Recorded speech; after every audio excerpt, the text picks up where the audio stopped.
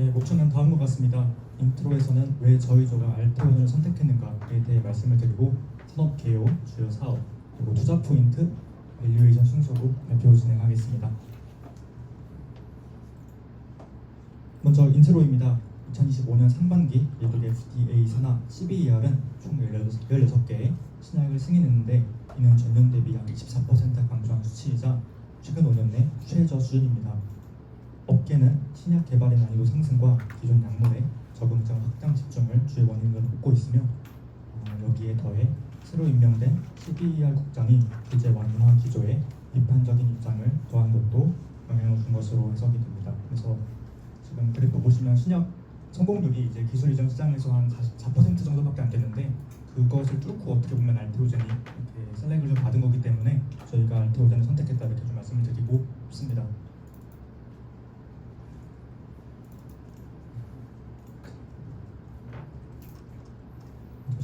이처럼 신약 개발 과정이 까다로워지는 상황에서 기술 반환율이 낮은 공사와 미각힌 바이오와 같은 기업들이 보호적인 시장에서 상대적으로 더 높은 생존 가능성을 가진 것으로 평가가 되고 있습니다. 그래서 신약 개발에서 필수적인 전략인 기술 이전은 종종 연구 성과나 임상 결과, 전략적 판단에 따라 계약이 해지되고 권리가 반환되는 케이스가 있어서 기업 주가에 좀 지속적인 충격을 주기 때문도 있습니다. 다음으로 산업 개요에 대해서 말씀드리겠습니다. 글로벌 바이오텍 시장은 제약 및 바이오 산업의 성장과 맞물려서 점차 확대되고 있습니다. 이러한 흐름에서 최근 비판자들은 기존의 정맥주사 즉 IV 제형이라고 많이들 하죠. 이 IV 제형을 피하 주사 즉 SC 제형으로 전환을 해서 환자들의 편의성을 증대하고 병원에 방문하는 부담을 좀 완화하고 의료비를 절감하는 것과 더불어서 특허 연장을 통한 에버그닝 전략을 구사하고 있습니다.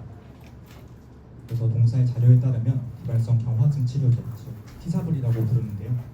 IV 제형의 병원 투여 대비 SC 제형의 지역병원 투여로 최대 70% 비용 절감 효과가 나타나는 등 경제적 이점 또한 막대한 것으로 나타났습니다.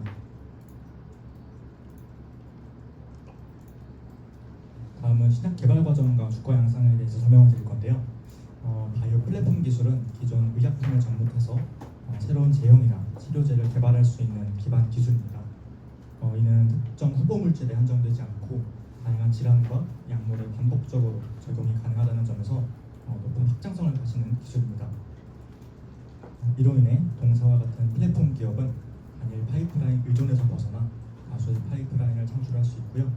또한 장기적인 성장 동력도 확보할 수 있고 신약 개발 과정에서 흔히 맞닥뜨리는 이제 바이오 기업들의 죽음의 계곡이라고 보통 부르는데요. 이것을 좀 상대적으로 빠르게 넘어설 수 있다는 장점을 가지고 있습니다. 그리하여 국내외 바이오 기업들은 신약 단일 성과에 의존하지 않고 첫 번째 표 보시는 것처럼 플랫폼 기술을 수출하고 이것을 좀 적극적으로 활용하는 성장적인 전략으로 진화를 하고 있고요. 그래서 네 번째 표 보시면 모더나 같은 기업들은 이제 단일 파이프라인에서는 출발했지만 현재는 45개 이상의 파이프라인 기업으로 성장을 했고요. 동사는 알테오젠이죠. 알테오젠은 ALTP4 플랫폼을 통해서 항체 치료제 적용 범위를 넓혀서 다수의 플랫폼 파이프라인을 확보하고 있습니다.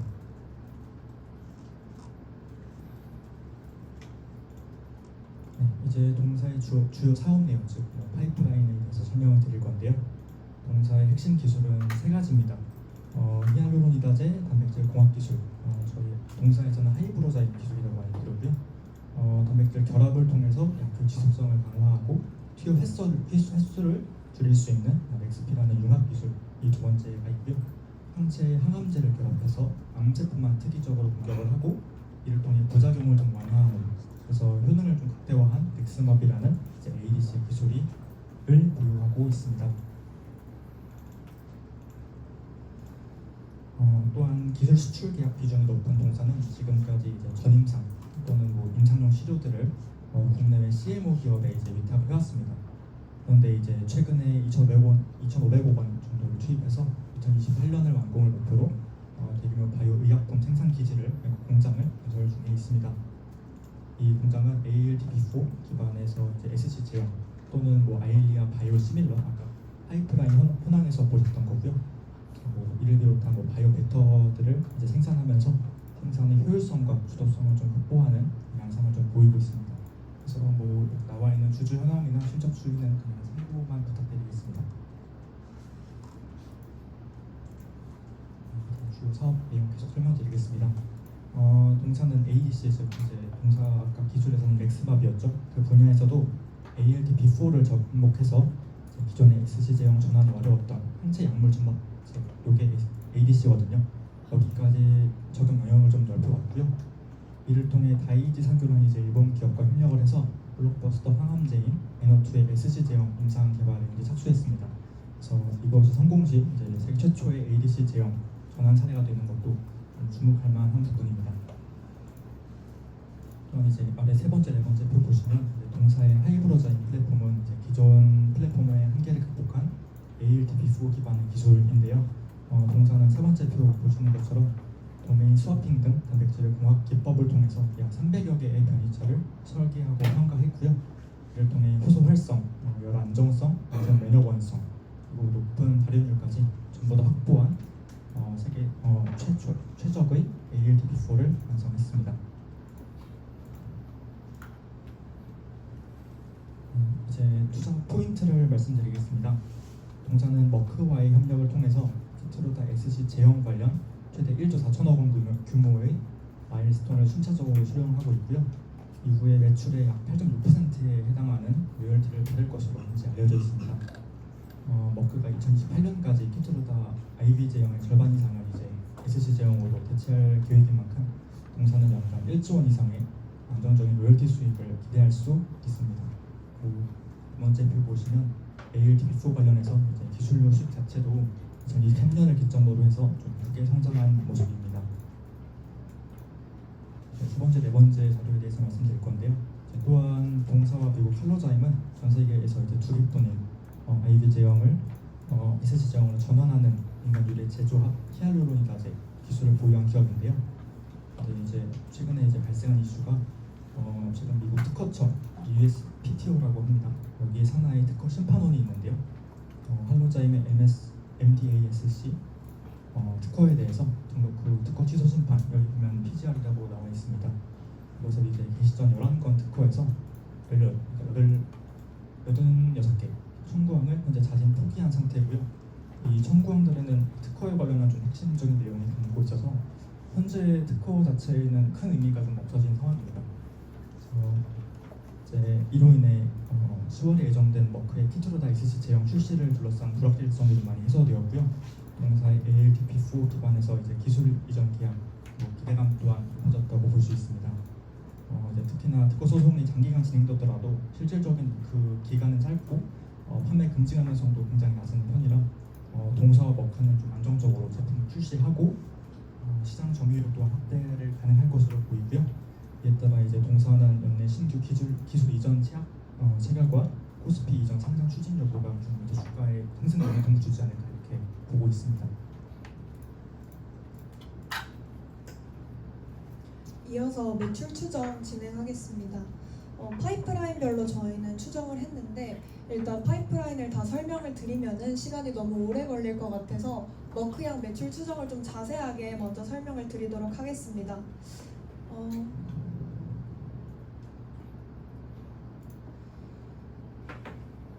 일단 머크의 경우에는 가장 큰 게 이 키트로다 IV 제형이 글로벌 매출이 얼마나 확대될 수 있을 것인가, 이게 가장 중요하다고 생각을 했습니다. 그렇기 때문에 이제 리서치 기관에 따라서 CAGR 6.1%로 성장할 것으로 예상을 했기 때문에 그거를 이제 글로벌 매출로 반영을 해주었고 30년 이후에는 이제 경쟁사들이 들어올 것으로 예상을 했기 때문에 그 이후부터는 좀 더 보수적으로 추정을 진행을 해줬습니다. 이제 그 다음에 이제 키트로다 IV 제형이 SC 제형으로 몇 % 전환이 될 수 있을 것인가가 문제였는데요.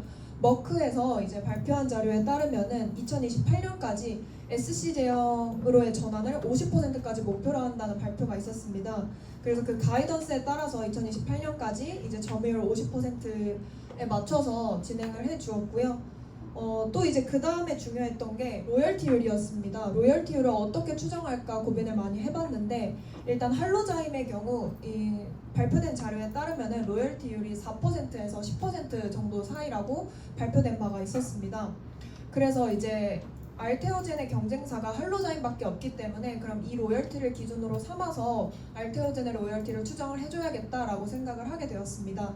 그래서 이제 4%와 10%의 중위값인 7%를 채택을 해줬는데 할로자임의 경우 특허가 2030년대 초반에 끝나는 반면에 알테오젠의 경우 2042년까지 특허가 연장이 됐습니다.